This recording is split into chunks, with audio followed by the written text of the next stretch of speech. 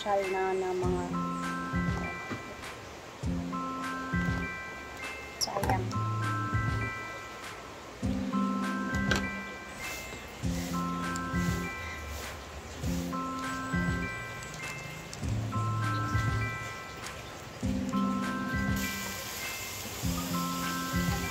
Ay, naglagay kami ng para sa kangkong kasi tatanim tayo ulit ng para sa kangkong dahil yung unang tanim natin dun kinain ng mga manok. So, ayan, nalagyan namin J-Ford ng ganito.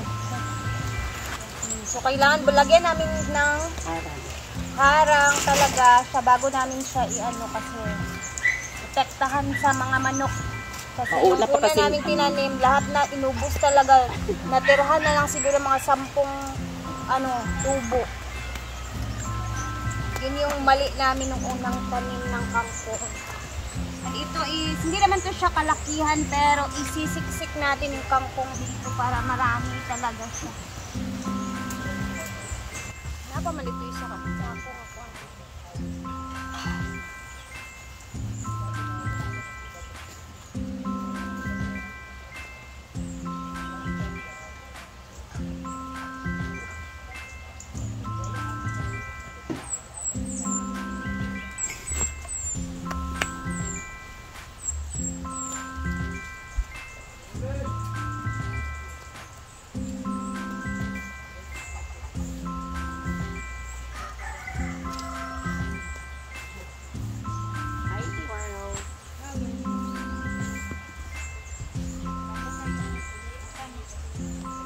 Kayong yuta ba oh?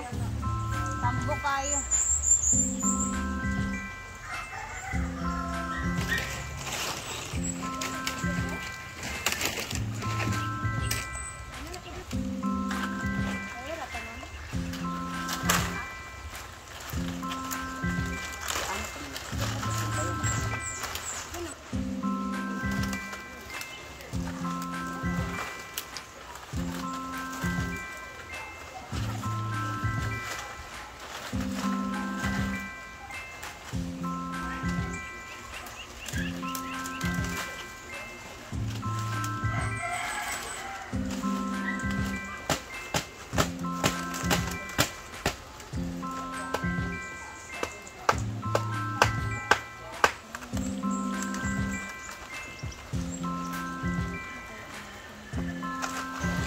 So, syempre, ito na ang ating kangkong.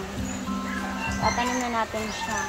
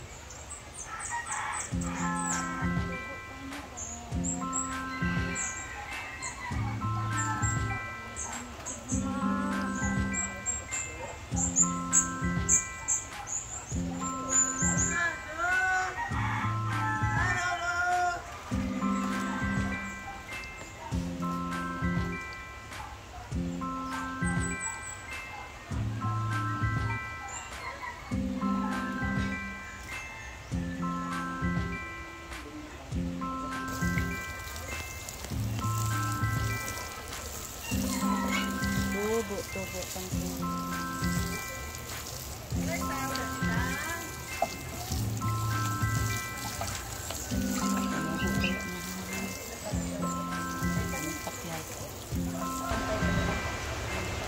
Okay, tapos na tayo. So, ito na naman yung pakaabangan natin ulit sa mga tanim natin. Ang ating Chinese kangkong. Kangkong China nakalagay. So, ayan. Ito na naman ang ating i-monitor and I hope hindi na mapapasukan ng mga manok. Lagyan naman na natin. Yung isa kasi talaga na unang tanim is hindi namin siya nalagyan ng bakod. Kaya, paunti-unti siyang kinakain ng mga manok, kaya ayun naubos. Konti na lang natira, sayang. Alam niyo naman, kangkong is napakadaling lutuin and igisa-gisa, ilagay sa mga gusto mong gisa na ulam. So, hopefully, maraming bunga. Kaon kag pato kang?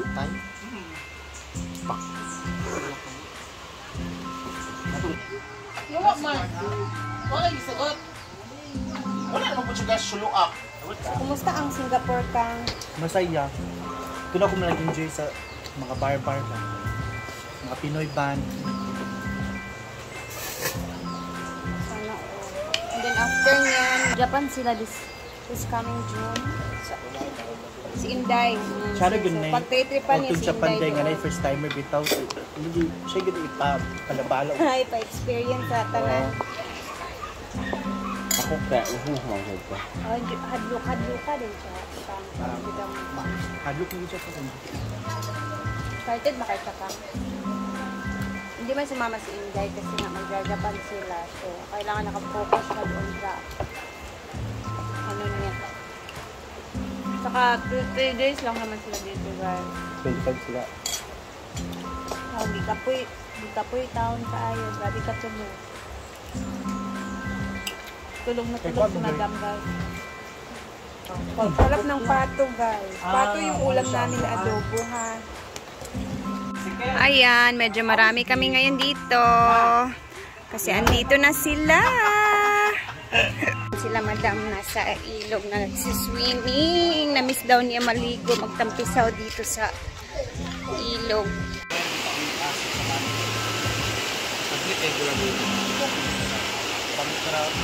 Iba daw sa namang Jessa.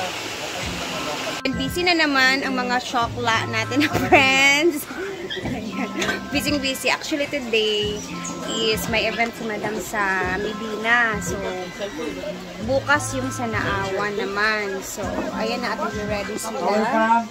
Dahil papunta na din siya sa Medina. Ganun ka-hectic ang schedule ni Madam ngayong araw. And bukas din. Ayan na. Come, be just down.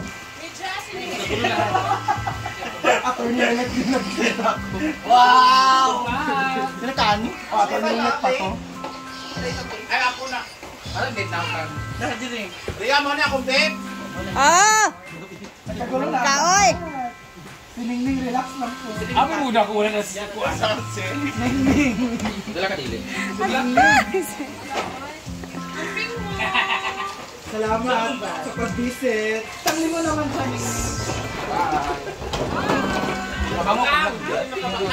Dito na mo matulog? Oh, Kasi pabango. ayun, diba? Grabe. Ayaw na pagpabango. Ayaw na.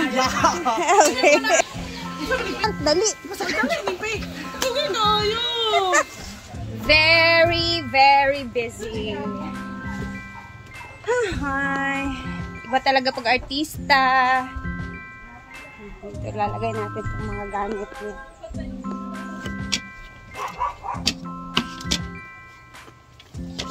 Buhay artista, ang hirap. Daming ginagawa. Grabe ka hectic. Siyempre, nakapag-binyag-binyag na tayo. Binyag, ano na nang si binyag? Nakapag-dilig na sa nagbu. And dun pa pala si Ate Vivian, guys. Diyan ako galing kanina nagdilig. Ate Vivian, smile! Tsada na kayo siya tanaon dari as in. Oh, greeny na kaayo. Oh, malawak pa yan siya. Pwede pa kami maglagay dito na area namang anong ilalagay namin dyan. Actually, meron akong bit-bit na. Meron tayong mga bit-bit na seeds nandito sa aking bag. Bagdalya. Na may bar niya, karang gisabon. So, ito na naman ang next natin project. Ayan. Pwede na mangulang sa dito. Bumili ako ng kamatis. Meron ding ayan, pakbet na klase na eggplant. Pwede kayo, wala pa yung matansa. Diba? And of course, magdadagdag tayo ng maraming kangkong kasi konti lang yung kangkong doon at saka kinain talaga ng mga manok. So next na itatanim natin is make sure natin na hindi na malalapitan ulit ng mga manok para marami tayong kangkong doon.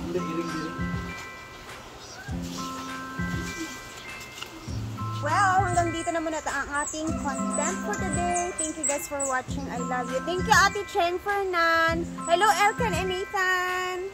Hello sa mga viewers. Thank you guys for watching. I love you.